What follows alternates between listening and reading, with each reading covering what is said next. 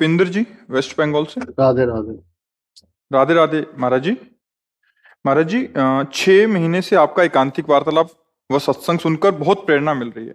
महाराज जी, संतों का वाक्य है, नामा कहे त्रिलोचना, मुख से राम संभाल, हाथ पांव से काम कर, चित्त निरंजन नाल।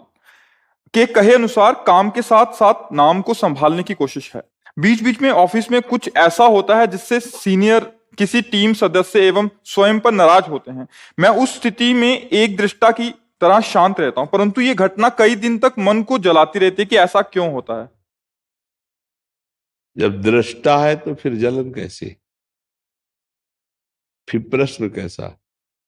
आपको समझना, अभी आप दृष्टा नहीं, आप लिप्त हो गए। आप दृष्टा नहीं रह पाए, आप लिप्त हो गए। देखिए ना, आप चिंतित हो गए, आपके अंदर प्रश्न आ गया, तो आप दृष्टा नहीं बचे, अब आप उसमें लिप्त हो गए। बस ये लिप्त होना हटा लीजिए। बड़ी से बड़ी घटना भी मुस्कुरा के आप सह सकते हैं अगर दृष्टा है तो, क्योंकि आपने बहुत अच्छी बात कही। दृष्टा माने होता साक्षी। साक्षी मैं देख रहा हूं, दृष्टा माने मैं देख रहा हूं। तो देखने वाला जल तो नहीं रहा ना, आग तो कहीं और लगी है, वो लगी अहम में। आप दृष्टा हैं, अहं को पसंद नहीं आता, मन को पसंद है। अंतःकरण चतुष्टय में 4 है, बुद्धि मन चित्त अहंकार।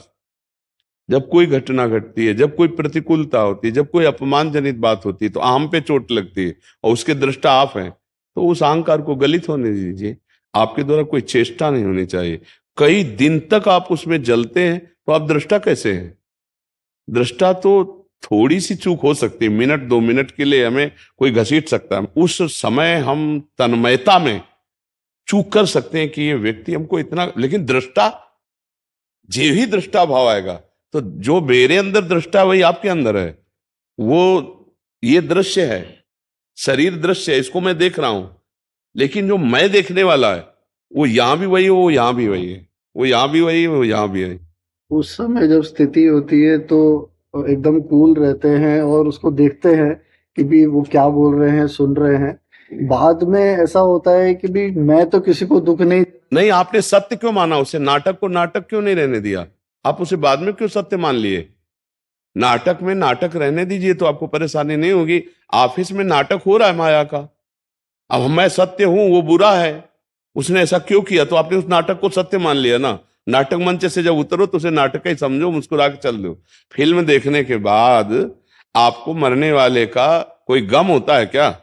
आपको दोनों का पता होता है कि मारने और मरने वाला केवल नाटक हो रहा है, मनोरंजन मैं कर रहा हूं। इसके बाद ना आपको किसी के प्रति हर्ष होता है, ना किसी के प्रति शोक होता है। बोले क्या यार अभिनय किया, तो ठीक ये संसार नाटक मंच है, इसमें अभिनय है। कोई इसमें फ्रॉड का अभिनय कर रहा है और कोई सत्य का अभिनय कर रहा है। जिसको अब दो ही तो अभिनय, मजेदार फिल्म तो तभी बनेगी ना अगर दोनों हीरो ही हो, तो बात नहीं बनेगी। बिलियन कहते, क्या कहते, बिलियन। हाँ, हम तो थोड़ा अंग्रेजी कम आती एक अच्छे रोल करने वाला हीरो और एक बुरा रोल करने वाला है खलनायक जो भी, तभी तो बात बनेगी ना फिल्म। अगर हीरो का नाम पूछा जाता, खलनायक भी पूछा जाता, कौन है खलनायक, बोले अमुक, बोले तो यार देखने लायक है, मतलब अच्छा है नहीं। तो अब वो जो संसार का रोल है ऑफिस में, उसमें सात्विक भी है, राजसिक भी है, तामसिक भी है। तीनों रोल हैं। तमोगुणी आसुरी प्रवृत्ति, रजोगुणी भोग इच्छा राजसी प्रवृत्ति, और सतोगुणी जैसे आप बोल रहे हैं ये सतोगुणी रोल। अब भैया वहां रोल करो अपना अपना, और जब रोल मंच से बाहर निकलो तो बिल्कुल फ्री हो जाओ। उस समय का रोल वहीं छोड़ दिया, उसका चिंतन नहीं करना। ऑफिस में फिर गए, फिर अपने रोल को वैसे ही करो। जो आपका पद है, जो आपका कार्य है, आप अपनी तरफ से ठीक रहो। वो अपना रोल गंदा कर रहा है, आपसे बड़ा है, वो आपको फंसाना चाहता है, आपको क्लेश देना चाहता है, तो आपको पता है कि कोई सत्य है, वो सत्य आपको फंसने नहीं देगा। ना प्रगट में पक्का मान लेना, अगर आपको भगवान पर विश्वास है तो जो भी उनका किया हुआ कार्य होगा बहुत मंगलमय होगा, निर्णय बहुत अच्छा होगा, क्योंकि आप सत्य पे चल रहे हो। थोड़े दिन के लिए सत्य वाले को समस्या दिखाई देती है, लेकिन असत्य वाले को भारी समस्या पूरे जीवन भोगनी पड़ेगी। उसको थोड़े दिन दिखाई देती, होती नहीं है। जैसे 12 वर्ष का वनवास, 1 वर्ष का अज्ञातवास धर्मात्मा युधिष्ठिर जी को, लेकिन दुर्योधन समझ रहा था मैं समस्याओं से मुक्त हूं, लेकिन समस्या उसी के ऊपर टूटी, सर्वनाश हो गया और सिंहासन पर हस्तिनापुर के महाराज चक्रवर्ती सम्राट युधिष्ठिर जी बने। बात समझ में आ रही? तो हम रोल को रोल समझें। ये संसार में एक हमको नाटक दिया गया है, पति का नाटक, पत्नी का नाटक, पुत्र का नाटक, पिता का नाटक, एक नौकर का नाटक, एक स्वामी का नाटक, जिसको जो मिलाओ, एक किसान का नाटक, एक व्यापारी का नाटक, तो हम उसमें परफेक्ट उतरे। जैसे साधु का नाटक मिले तो आपको एक्टिंग पूरी वैसे, तभी आपको डायरेक्टर स्वीकार करेगा। नहीं, ध्यान पूरा वैसे ही नाटक करना पड़ेगा।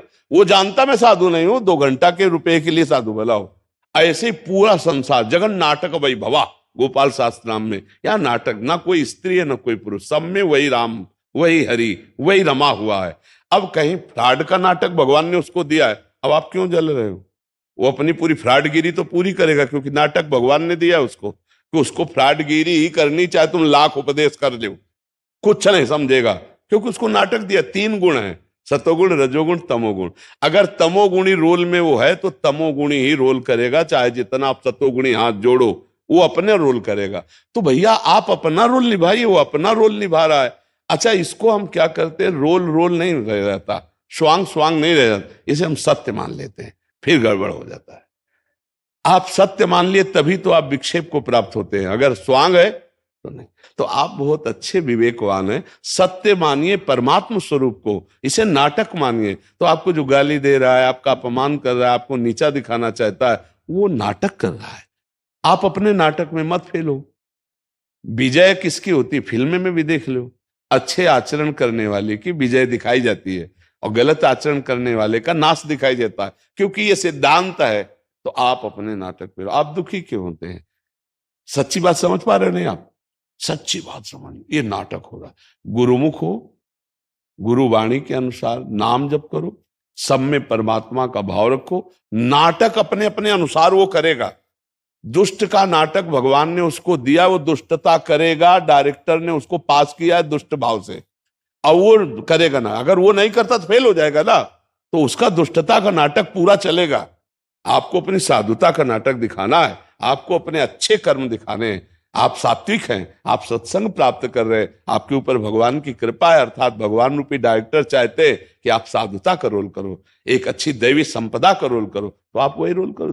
केवल नाटक हो रहा है, मस्ती में रहो, सत्य को सत्य मानो और नाटक को नाटक मानो, तो जीत जाओगे। यहां सत्य को नाटक मान लिए और नाटक को सत्य मान लिए, इसीलिए परेशान हो रहे। ना कोई किसी की पत्नी है, ना कोई किसी का पुत्र है, ना कोई किसी का पति है, ना कोई किसी की माता है। सच्ची मानी वही आत्म तत्व एक है, ये नाटक हो रहा है। तो तुम पुत्र हो तो पुत्र का नाटक बढ़िया करो, जैसा किया जाता है, रोज पैर छुओ और वैसे ही सेवा, वैसे ही भाव। पति हो तो पति का नाटक, पत्नी हो तो पत्नी। अपने अपने नाटक में चूक हो रही, बस इसीलिए सब झगड़े हो रहे हैं, तलाक हो रही, इसीलिए मारपीट हो रही, कलह हो रही, अशांति हो रही, दुखी हो रहा है, डिप्रेशन में जा रहा है। नाटक को नाटक समझो तो मस्ती में रहोगे, पीटने के बाद भी मस्ती में रहोगे। क्यों? नाटक है। अब वो दुष्ट का नाटक करके पीट रहा है, तो हम साधुता का नाटक करके सह रहे। देखो साधु क्यों मस्त रहता है? क्योंकि भगवान को सामने रखता है। बात समझना। संसारी आदमी क्यों चिंतित रहता है? क्योंकि संसार को सामने रखता है, बस अंतर इतना है। जब सामने भगवान तो मस्त नाच रहे। एक साधु को किसी ने पीट दिया, ईंट मारी तो माथे से खून।